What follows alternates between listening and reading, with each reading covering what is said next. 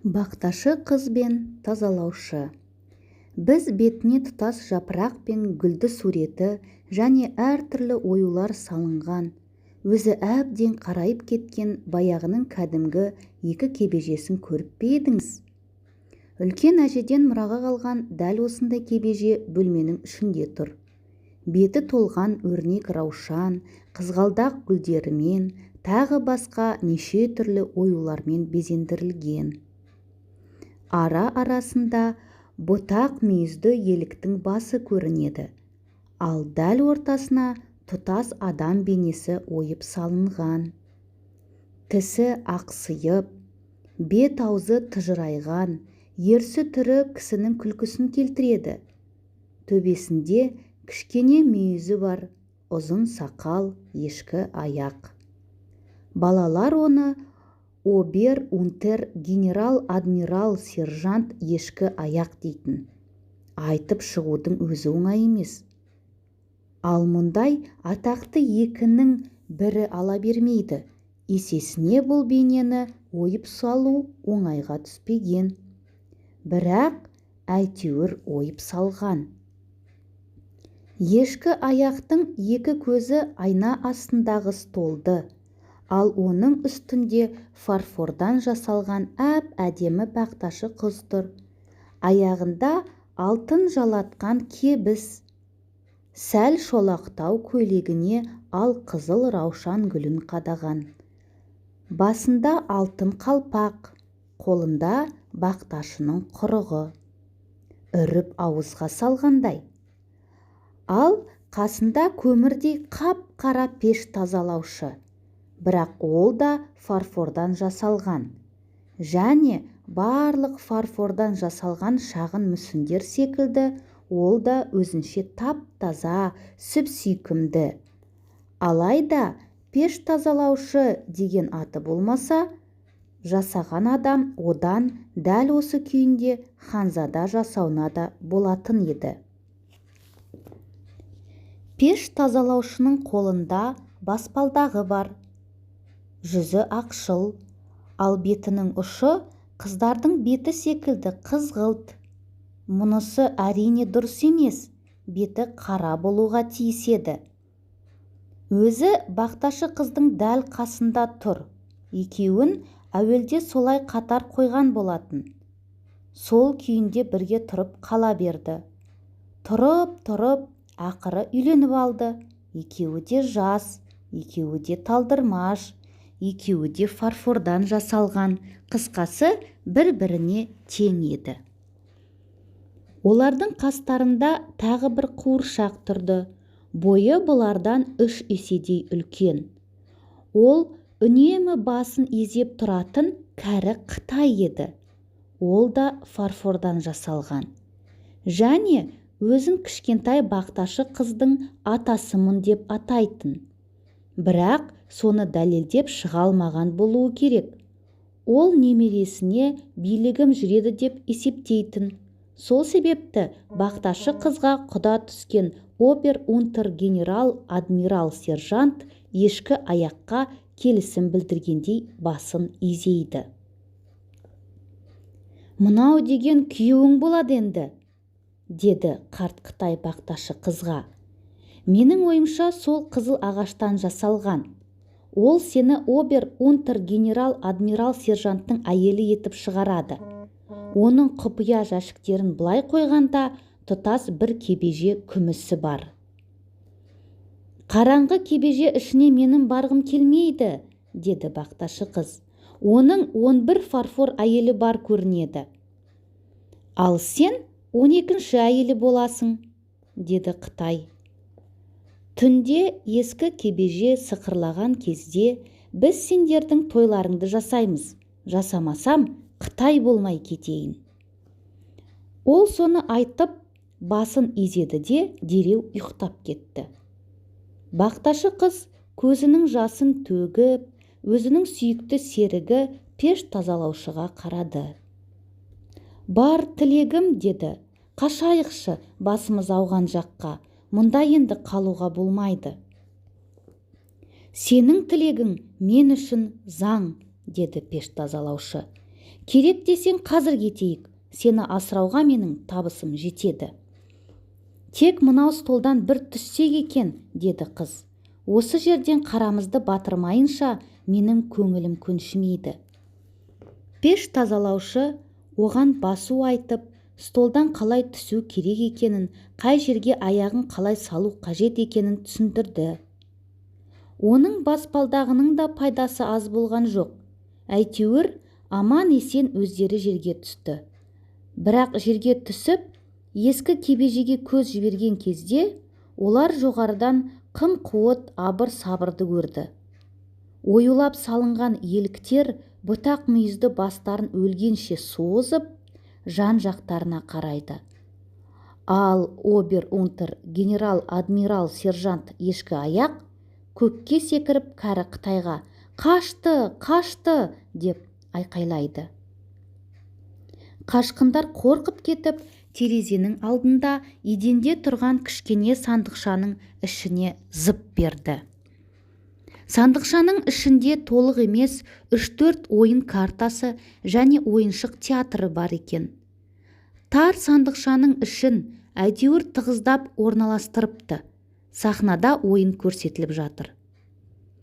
Қиықтың, түйенің, шыбынның, шытырдың және қарғаның мәткелері қолдарындағы қызғалдақтарын желпіп қойып, ең алдыңғы қатарда отыр. Олардың артында балталар түрегеп тұр және дәл картадағыдай үстінде біреу, астында біреу, екі-екіден бастары бар. Пьеса айырылысуға мәжбүр болған екі ғашықтың қайғы-қасіреті туралы екен. Бақташы қыз өз бастарындағы оқиғаны көріп жылап жіберді. «Жоқ, мен мынаған шыдап тұра алмаймын», деді ол пеш тазалаушыға. «Кетейік бұл жерден». Олар еденге түскенде оянып алған кәрі Қытай ішіндегі қорғасын шаригі шылдырлап, екі жаққа кезек-кезек ырғалып, бұларға қарап тұр екен. «Ойбай, кәрі Қытай қуып келе жатыр!» деп айқай салған бақташы қыз амалы құрып, өзің фарфор тізесіне сылқ етіп құлай кетті. «Тоқта, маған бір ой келді», деді пеш тазалаушы. «Көрдің бе, анау бұрышта жұпар иісті шөптер мен гүлдер салынған үлкен құты тұр. Соған кіріп алайық. Гүлдердің қақ ортасында жатамыз, ал егер кәрі Қытай келсе, көзіне тұз шашып жібереміз». «Жоқ, болмайды», деді бақташы қыз. «Мен білемін оларды. Кәрі Қытай бір кезде осы құтымен некеге отырған. Ондай жағдайда олар бірін-бірі сатпайды. Жоқ, бізге дүниені кезіп, бас ауған жаққа қаңғып кеткеннен басқа ештеңе қалған жоқ. Қандай қиындықта да менімен бірге болуға шыдамың жете ме?» деп сұрады пеш тазалаушы. «Әлемнің осынша кең екенін ескердің бе? Және осыдан кейін бізге қайтып оралуға болмайтынын ойладың ба?» «Я, деді бақташы қыз. Пеш тазалаушы қызға тесіле қарап тұрды да, «Менің жүрер жолым пештің құбырымен өтеді», деді. «Маған еріп, құбырдың шым-шытырық қуыстарымен бірге өрмелеуге шыдамың жетер ме екен? Онда бір кірген соң не істеу керегін жақсы білемін. Біз ешкімнің қолы жетпейтін жерге кіріп аламыз. Ең жоғарысында тесік бар, сол тесіктен сыртқа шығуға болады». Ол бақташы қызды пештің аузына алып келді. «Қандай қап-қара», деді қыз. Бірақ сонда да мұның соңынан еріп, пештің тастай қараңғы құбырының ішіне енді. «Мінеки, құбырдың ішіне де кірдік», деді пешші. Қарашы, дәл төбемізде бір жұлдыз жарқырап тұр». Шынында да төбеден бұларға жол көрсетіп бір жұлдыз жарқырап тұрды. Енді олар тек өрмелей берді. Барған сайын ілгері басу қиямет болды. Бірақ пешші бақташы қызды үнемі демеп, фарфор аяқтарын қай жерге тіреп, қалай басу керек екенін көрсетіп отырды. Ақыры екеуі құбырдың ернеуіне шығып отырып дем алды. Өздері әбден қалжыраған және қалжырайтын да жөндері бар. Аспанда жапырлаған жұлдыздар, ал жерде жапырлаған үйлердің төбелері. Мынадай биіктен төңіректің бәрі шетсіз, шексіз кеңістікке айналды. Бейшара қыз әлем осындай шексіз болар деп ойламаған еді. Ол пешінің иығына басын сүйеді де жылап қоя берді. Көзінен аққан жас кеудесіне құйылып, беліндегі алтын бояуды жуып кетті. «Жоқ, мынау шектен тыс», деді ол. «Мен бұған шыдай алмаймын. Әлем өте үлкен. Шіркін-ай, айна астындағы столға қайтып барар ма еді? Қайтып бармайынша көңілім көншір емес. Мен сенің соңыңнан ергенде қайда апарасың дегем жоқ. Енді сен мені шын сүйсең, бұрынғы орныма қайта апар». Пеш тазалаушы оны райынан қайтармақ болып, кәрі Қытай мен обер-унтер генерал-адмирал сержант ешкі аяқты есіне салып еді, бірақ ол айтқанға көнбеді. Тек еңіреген күйі сүйікті серігін құшақтап сүйе берді. Не істеу керек? Бекер болса да көнуге тура келді. Олар енді құбырдың бойымен қайта түсті. Бұл оңай болған жоқ.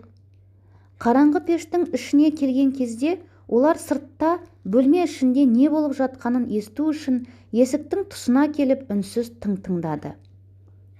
Бөтен дыбыс болмаған соң олар сыртқа шықты. Ах! Еденде кәрі Қытайдың сынығы шашылып жатыр. Бұлардың соңынан қуам деп столдан құлап үшке бөлініпті. Арқасы омырылып бір жаққа, басы жұлынып екінші жаққа кеткен. Обер-унтер генерал-адмирал сержант ешкі аяқ енді не істеу керек дегендей ойға батып, бұрынғыша өз орнында тұр. «Сұмдық-ай!» деп аһ ұрды бақташы қыз. «Кәрі атай быт-шыт болып сынып қалыпты. Біздің кінәміз ғой бәрі де. Ах, мен бұған шыдай алмаспын». Байғұс қыз кіп-кішкентай саусақтарын сындыра уқалап, жанын қоярға жер таппады. «Жөндеуге болады мұны», деді пеш тазалаушы. «Қатырып жөндеуге болады, тек уайымдамашы. Алдымен арқасын желімдеп, сосын қара құсынан жамаумен жақсылап шегендеп тастағаннан кейін қайтадан жап-жаңа болып шыға келеді. Көрерсің, әлі талай қорлықты көрсетеді бізге». «Рас па?» деді бақташы қыз. Екеуі өрмелеп столға шығып, бұрынғы ордарына қайта тұрды. «Қалай жердің түбіне кеткенбіз?» деді пеш тазалаушы. «Жан салып кіріссең болды екен ғой. Тек атайды жөндеп берсе екен», деді бақташы қыз. «Әлде ол өте қымбатқа түсе ма?» Ақыры атасы да жөнделді. Сынған арқасын желімдеп, мойнын жамаумен жақсылап шегендеп тастап еді, жап-жаңа болып шыға келді. Тек бұрынғыша басын изей алмайды. «Сіз өзіңіз сынғаннан бері тым көкке қарап менменсіп кеттіңіз ғой», деді оған обер-унтер генерал-адмирал сержант ешкі аяқ. «Менімше бұл арада менменси қоятындай түк те жоқ. Ал енді маған бақташы қызды бере ме жоқ па?» Пеш тазалаушы мен бақташы қыз кәрі Қытайға жалбарына қарады. Өйткені ол басын изеп қояма деп қорықты. Бірақ басын изей алмады, және басын изей алмайтынын мойындағысы да келмеді. «Жұрттың бәріне желкемде жамауың бар еді» деп жату кімге жақсы дейсің? Сөйтіп қос жұбай бұрынғыша бірімен бірі қатар тұрып қала берді. Атайдың желкесіндегі жамауға тоба қылып, бақташы қыз бен пеш тазалаушы қашан сынып қалғанға дейін бірін-бірі сүйіп өтті. Ганс Христиан Андерсен ертегісі, аударған Т. Әбдіков.